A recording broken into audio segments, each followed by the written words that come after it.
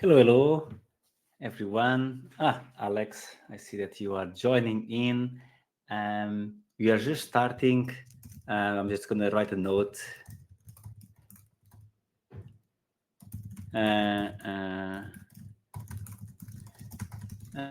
From, as you're just starting, a few people are entering, so might be good to just see, wait a few minutes, but if you're just joining in, do mention that where you come from, name, I can see it, but for the other people might be good to know. And and we'll wait a few minutes before we get started with a little bit of an introduction to a lot of the concepts that are in the recently launched book. So thank you everyone for the interest. We'll wait a few more minutes. And feel free to use the chat to just share what brings you here. Can you hear me well? At least just to, Hey, David. Good to see you. Watching from Romania. Oh, nice. I was just there a few weeks ago.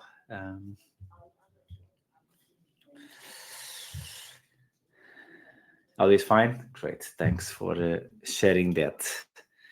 Well, with that in mind, I know that some people are joining in. I see that they are entering, but I don't want to lose the time, and I will get started. So today is maybe it's a little bit of a mouthful, but we are talking about the recently launched Teams in Hell Outbound Management book. If you're joining here, it's because you either saw the book or got curious by it. I just want to share as a starting point that, I did write the book and the concepts and the philosophies from the last, 15, 20 years of being part, managing, or leading teams. And I noticed that quite a few teams, especially when talking to peers, do struggle and face a lot of challenges when, from bad management, from toxic environments, and then over time, start talking about teams in hell, that you are in hell, high level and high performance teams, have to go through a lot of different challenges. And that's how I got to the book. But maybe to get started, and the one of the challenges that we're facing today and why the topic was so convenient and relevant is because the teams today, they aren't broken. They just happen to be burning. And then there's a little bit of a pun and a play of words because of the hell, but the burning also comes in an interesting format because the call of younger generation for burnout, the rise of mental health issues, the amount of people that are taking time, stepping back from work to take time off, is just increasing, especially after the pandemic that brought to life a lot of the behaviors that were maybe toxic or not so great beforehand. I think every week there are millions of people that sit in meetings thinking, oh, this could have been just an email. And poor leadership traps teams in a loop of unclear goals, miscommunication, burnout, and a wasted effort. And it's not because people are fundamentally bad, it's just they didn't have the right management systems to support them. And that was why the idea of the book comes from, okay, there is actually a framework that can help at least ask the right questions and ask the right questions, and so to provide a certain framework for someone that wants to be a manager or wants to strengthen their management style, can have some questions and some frameworks and tooling to help out. Today is more about the philosophy and the concept. Over time, I'm probably going to do a few sessions more on each of the chapters, on some of the toolkits, some of the ideas behind. So the first one on why so much we suffer with so much bad management. And I think it's a cliche, but the reality is that most managers are used and trained to manage tasks and not people. They get promoted because they were really good at doing something, at executing something. And then they were like, oh, okay, great. You are so good at doing this thing. You are so good at doing sales that you actually now going to manage a sales team. You are so doing at creating great marketing campaigns that you're going to manage a marketing team. Same with finance or other things. But leadership or management or managing people isn't about doing the task, it's about enabling others. And the result is that leaders default to task mode and forgot that their real job is to build an environment where people on their teams can thrive, can learn, can grow, and can execute at excellence. Which is why you bring up afterwards situations where you have a team leader that might be nice, but he's also still managing tasks. He's a micromanager. He's always asking report updates. He's always asking progress update in meetings. All of that happens because they are built from a task management point of view and not people management point of view. We are trained to focus more on outputs and more on outcomes. So this is one of the situations, which means that teams end in what I call the Hell Island for various reasons. And here is just to explain that there are 4 traits I noticed that are existing teams, which is clarity, deep work, trust, and adaptability. And those are 4 traits that if teams have really well executed those, they normally become a high-performing team, or they have a higher chance to last longer as a high-performing team. A high-performing team does not mean that they're just like always executing and doing great results.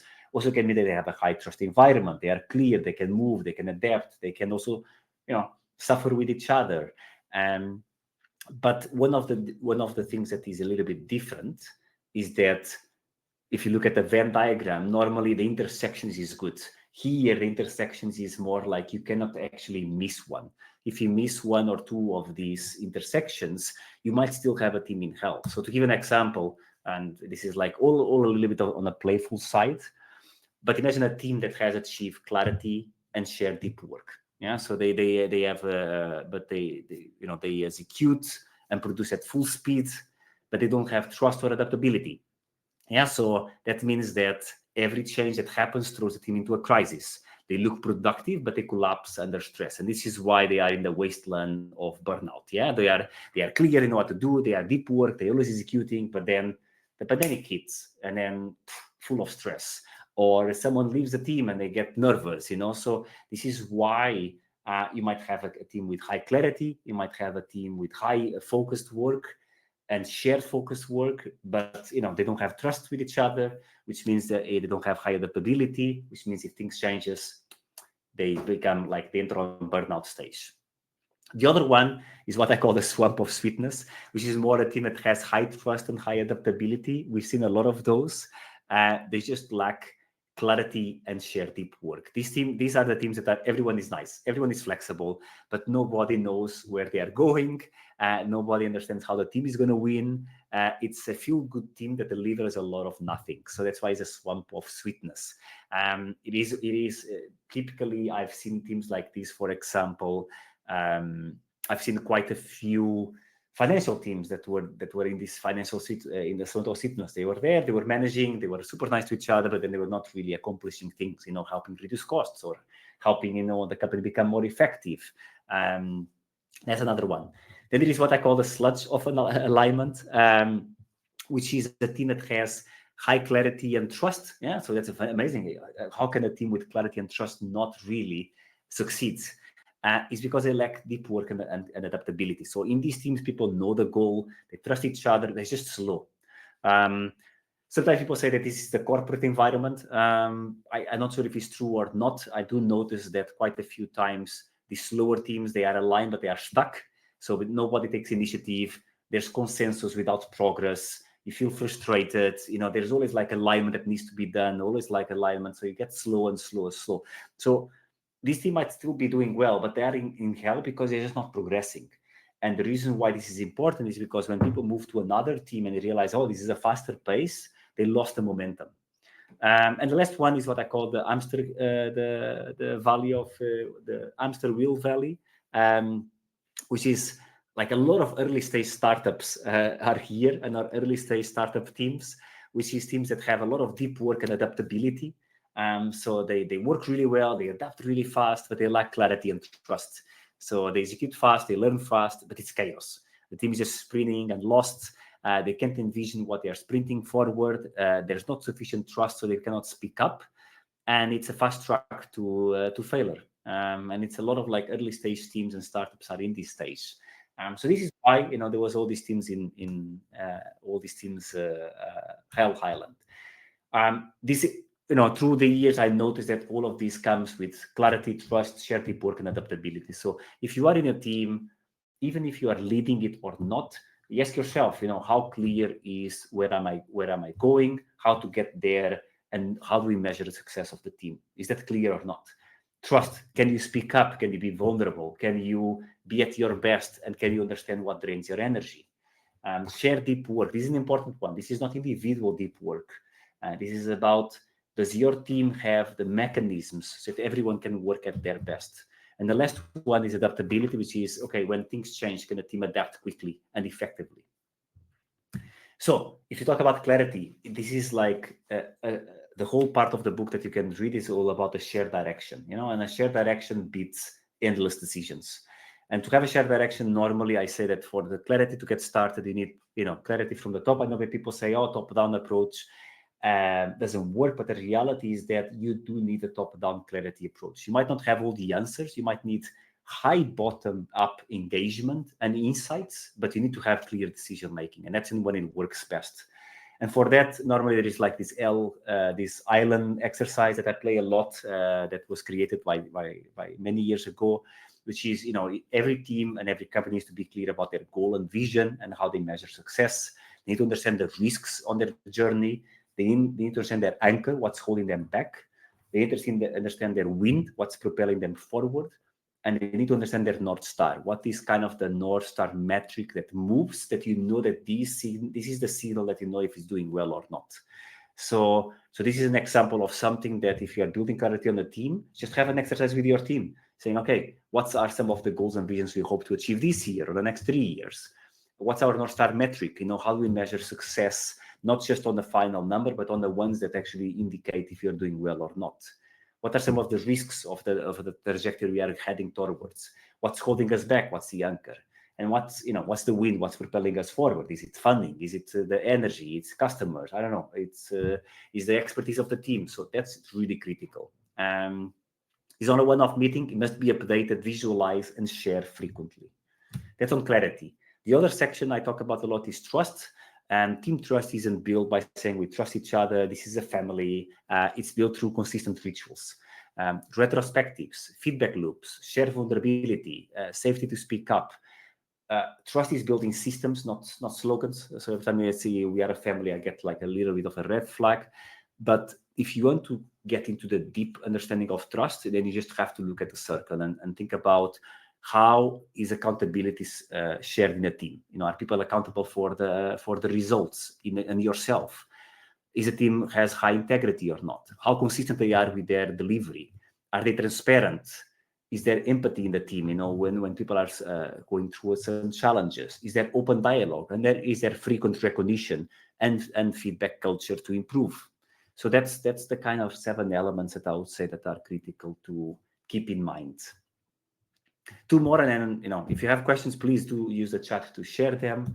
The other one is share deep work, and normally here I said share deep work is all about a team's protecting focus. If you are a team leader, deep work is when individuals have a focus. Share deep working when the whole team protects that focus together, so the group moves forward. It's not just about having less meetings or blocking the calendar. It's almost about knowing when to shut up and let the work breathe. So this means that if you know that the team has to deliver high impact, high intensity work, then you know they're doing transformative deep work. If it's just like high impact and low intensity, you do incremental progress. If it's low intensity, low impact, is shallow and comfortable work. But if it's high intensity and low impact, then you have busy work. This is why you want to be here. If you are mining, you want to get to the jewel. And that means that all the high impact, high intensity work has to be really prioritized for the team to really see high progress. So to give an example, I'm now having a customer and I'm leading a team, and one of the big projects is a revamp of a website, because I work a lot with the marketing dimension. So that seems to be something that, it's important. But how do we do a big transformation in 6 weeks? Because it has high impact, has high intensity. So that means that I have to build a whole series of rituals just to deliver that high impact work. That meant that we met, for example, on a Wednesday morning to just clarify the progress and what's there. We put all the deliverables there, but we also blocked shared work, where we start. We say, hey, what we hope to accomplish in the next 3 hours. We wrap up. We say, okay, let's go everyone to do our own work. We come back and reconvene 3 hours later and say, hey, How did we progress? Were we all able to accomplish what we wanted? Yes or no? Some people yes, some people not. And we discussed the learnings of how we accomplished that. So that gave a lot of focus and protection without meetings, all together, just, focus on delivering the best work. And the last one is adaptability. Adaptability is something that you cannot always influence. It's very personal to the team, but things change. This just means that you are able to course correct without a drama. It's more about having a growth mindset, experimenting, having a shared learning system. Is a superpower. This is the story of table tennis when I was a professional table tennis player, or still am, but not as good anymore. And there was one of the years when I was already 16, 17, where the dimension of the ball increased a little bit and the color. So the ball was slower so that people could see better on the television, the games. But that meant that a lot of the teams that were really fast became slower. And that was an opportunity for us that could change the way of the game and start beating teams that before we couldn't beat, because they were too fast. Now they were a bit slower, so we could play a little bit better our game. So for the summer, my local team just like relentlessly practice almost every day. Hours and hours and hours watching videos, VHS, not even YouTube's. And then we went for the first time to the national division, a local team that had like 3-4 people. So that was amazing, and we adapted the way of the team. Now, this happened a lot in Corona during the pandemic. Yeah, teams have to adapt to asynchronous work, to remote work. Now people have to adapt again because AI is there, workflows are here. You can automate a lot of the tasks. You can have a superpower next to you. So again, teams have to adapt how to accommodate AI in their daily workflows, not just to write better emails, but actually to do better research, to be ahead of the game, to research on competitors, to strengthen, product roadmaps. So there's so many things that can be done. That's going to be the new adaptability power. And that's why, with AI, everything is talking about AI is going to test the leadership of many people, because there's so much noise and so much momentum that everything is going to have to figure out how to sustain momentum. And that means that you always have to be in the circle of improving, learning, celebrating, improving, learning, celebrating, or let's say improving, celebrating, and learning. And then this pace is really hard to achieve. And that's why you need to be very clear, have a high trust, high adaptability, and have a clear deep work. So these 4 traits prepare teams not just to survive the whole AI vibe, etc., but also to lead with it.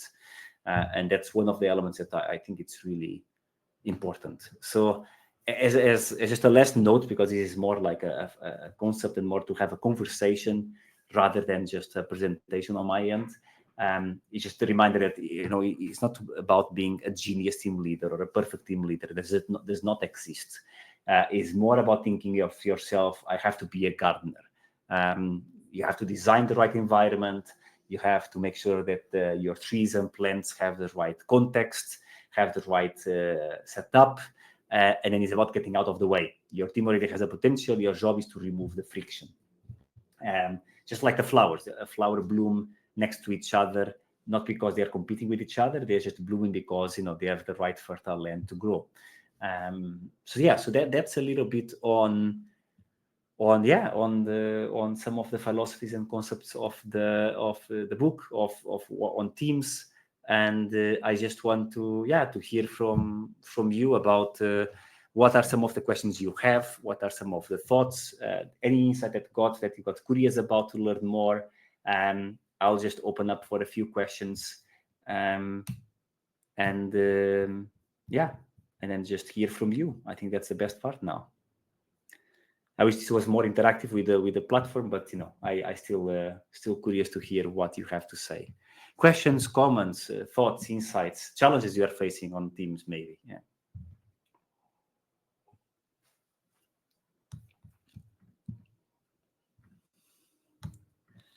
Not sure if people are writing or not. I cannot see. In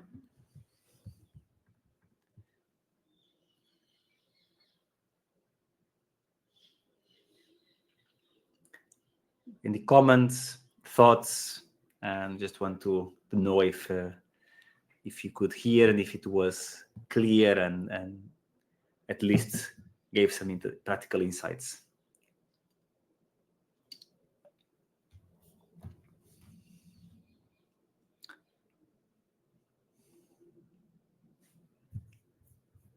I see some people. Alex, David, Yoram.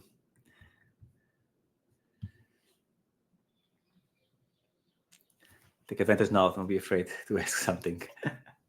And if not, well, I just appreciate you having joined in.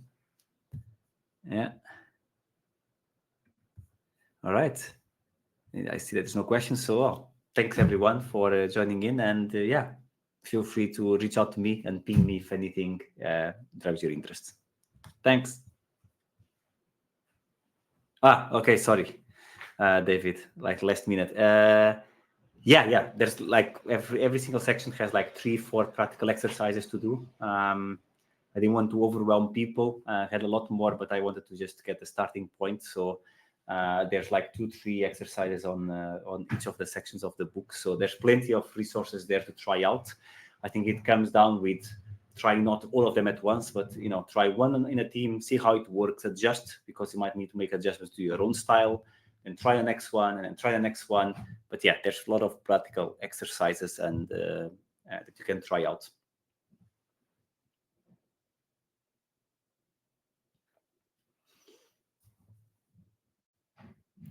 All right, good.